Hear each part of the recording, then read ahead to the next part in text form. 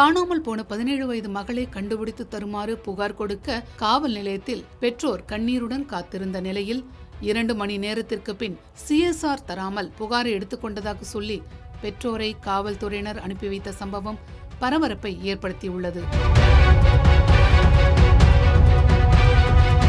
சென்னை நெற்குன்றம் பகுதியைச் சேர்ந்த ஆட்டோ ஓட்டுநர் ஒருவரின் 17 வயது மகள் 12ஆம் வகுப்பு படித்து வரும் நிலையில் நேற்று மதியம் 2:30 மணியிலிருந்து அவரை காணவில்லை. நீண்ட நேரமாக தேடியும் அந்த பெண்ணை பற்றிய தகவல் தெரியாததால் இரவு 9 மணி அளவில் கோயம்பேடு காவல் நிலையத்தில் பெற்றோர் புகார் கொடுக்க வந்துள்ளனர். கோயம்பேடு காவல் நிலையத்தில் காவல்துறையிடம் தன் மகளை காணவில்லை என்று புகார் அளித்தும் அவரது புகாரை ஏற்காமல் சுமார் 2 மணி நேரம் வரை காவல்துறையினர் அவரை காக்க வைத்ததாக தெரிகிறது. தகவல் அறிந்து செய்தியாளர்களும் தாவேகாவினரும் காவல் நிலையம் வந்த பிறகு கோயம்பேடு காவல் ஆய்வாளர், துணை ஆய்வாளர் ஆகியோர் சிறிது நேரத்திலேயே வந்துவிட்டனர். பிறகு காணாமல் போன பெண் குறித்த விவரங்களை பெண்ணின் தந்தையிடம் கேட்டு பெற்றனர். அதில் காணாமல் போவதற்கு முன் அந்த பெண் பைக் டாக்ஸி ஓட்டும் ராஜேஷ் என்பவருடன் போனில் பேசியதாகவும் அவர் மயிலாடுதுறையை சேர்ந்தவர் என்றும் காவல்துறையினரிடம் தெரிவித்தார் பெண்ணின் தந்தை. நீண்ட நேரத்திற்கு பின் இந்த புகாரை காவல்துறையினர் எடுத்துக்கொண்டதாகவும் விரைவில் தங்கள் பெண்ணை கண்டுபிடித்து தர நடவடிக்கை எடுப்பதாக காவல்துறையினர் சொன்னதாகவும் பெண்ணின் தந்தை செய்தியாளர்களிடம் கூறினார். ஆனால் புகாரை ஏற்றுக்கொண்டதற்கான சிஎஸ்ஆர் காப்பி எங்கே என்று கேட்டதற்கு அப்படி எதுவும் தரவில்லை என்று பெண்ணின் தந்தை தெரிவித்தார். 2 மணி நேரமாக காவல் நிலையத்தில் காத்திருந்தும் தங்கள் புகாரை காவல்துறையினர் எடுத்துக்கொள்ளாமல் செய்தியாளர்களும் தாவேகாவினரும் வந்த பிறகுதான் புகாரை எடுத்துக்கொள்வதாக சொல்லி அனுப்பி வைத்திருக்கிறார்கள். இதற்கிடையில் தாவேகாவினர் பெண்ணின் குடும்பத்தினரிடம் இது பெண் பிள்ளை விவகாரம், அதனால் செய்தியாளர்களிடம் எதுவும் பேச வேண்டாம் என்று சொல்லி பெண்ணின் தந்தையை அப்படியே அழைத்துச் சென்றுள்ளனர். இது குற்றச்செயலை மறைக்கும் முயற்சியா என்று அங்கிருந்தவர்கள் கேள்வி எழுப்பியுள்ளனர். இன்ஸ்பெக்டர் ஐயா இப்பதான் வந்திருக்காரு, சரிங்களா? அந்த பையனோட நம்பரை ட்ரேஸ் பண்ணுறதுக்கு முயற்சி எடுத்திருக்காங்க. எஃப்ஐஆர் போட்டாச்சு. அது அவங்களுடைய கேஸாக எடுத்து எனக்கு ஃபேவரட்டாக முடிச்சு கொடுக்குறேன்னு சொல்லியிருக்காங்க, சரிங்களா? மீடியாக்கள் நான் கூப்பிட்டு வந்ததுக்கு ரொம்ப நன்றி. நான் 9 மணிக்கு வந்தேன் ஸ்டேஷனுக்கு. கம்ப்ளைண்ட் எழுதிட்டாங்க. அந்த பையனோட நம்பரை கொடுத்து ட்ரேஸ் பண்ண சொன்னேன். அதுக்கு தான் காலதாமதமாச்சு, சரிங்களா? எஸ்ஐலாம் வந்து வெளில போயிட்டாங்க. என்னை வந்து வீட்டுக்கு போயிட்டு வர சொன்னதுனால நான் வந்து 9 மணிக்கு எழுதி கொடுத்தேன் கம்ப்ளைண்ட்டு.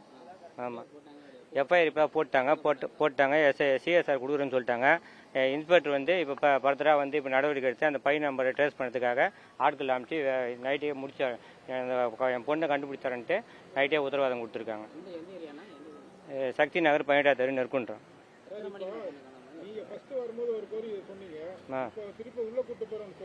அதான் இன்ஸ்பெக்டர் இப்போ தான் சார் வந்திருக்காரு. இன்ஸ்பெக்டர் இப்போ தான் வந்திருக்காரு. ஆமா,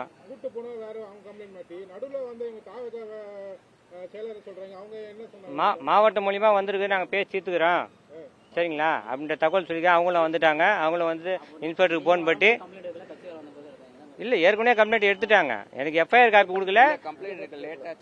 ஆமா, கம்ப்ளைண்ட் 9 மணிக்கு கொடுத்துட்டு எனக்கு வந்து எஃப்ஐஆர் தரேன், ஏசி சார் வந்து எஃப்ஐஆர் கொடுங்கன்னு சொல்லிட்டு போனாரு. எஃப்ஐஆர் கொடுக்கல, சரிங்களா? எனக்கு போயிட்டு காலைல வந்துருங்க, ஏதோ ஒரு பொம்மையை தொலைச்சிட மாதிரி சொன்னாங்க. நான் தொலைச்சது உயிருள்ள பொருள் அப்படின்ற வாதத்தை எடுத்து வச்சேன். எது வந்தாலும் அந்த நம்பர் கொடுத்ததுக்கு ட்ரேஸ் பண்ண மாட்டேன்னு சொன்னாங்க. அதான் அதுவாச்சு. இது நவீன டெக்னாலஜி இருக்கும்போது ஒரு நம்பரை பிடிச்சா அந்த ஃபோன் நம்பரை வச்சு ஆளை எங்கே கண்டுபிடிக்க முடியும்.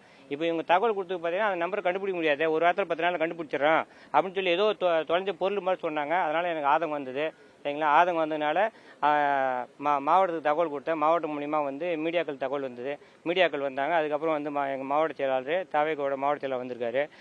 அவர் சொல்லி எம்எல்ஏ சொல்லி நான் வந்திருக்கிறேன், நான் முடிச்சு தரேன். மீடியாக்கள் வந்து ஒத்துழைப்பு கொடுத்தாங்க, நான் முடிக்கலாம் அப்படின்ற மாதிரி தகவல் கொடுத்தாங்க. இப்போ இன்ஸ்பெக்டர் உடனே வந்துட்டு நான் முடிச்சு தரேன், அந்த நம்பரை ட்ரேஸ் பண்ண நம்பர் இப்போ தான் ஆன் ஆச்சு. காலைல 2:30 மணிலேருந்து அந்த ஃபோன் நம்பர் ஆஃபில் இருந்தது. இப்போ 9 மணிக்கு மேலே ஆன் ஆச்சு. ஆன் ஆச்சுன்னா ட்ரேஸ் பண்ண முன்னாடி இருக்கும்போது சொன்னது சுவிட்ச் ஆஃப் இருந்தால் ட்ரேஸ் பண்ண முடியாதுன்னாங்க. இப்போ ஆன் பண்ண பேர் ட்ரேஸ் பண்ணுங்கன்னு சொல்லியிருக்கேன், சரின்னு சொல்லியிருக்காங்க.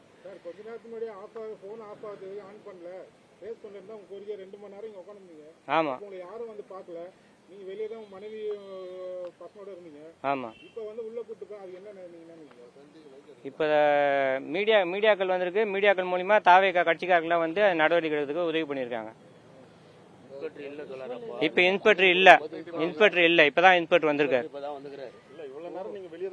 ஆமா, வெளியே தான் உட்காந்து, யாரும் வரல. ஆமா, நடவடிக்கை நடக்குது. ஆமா.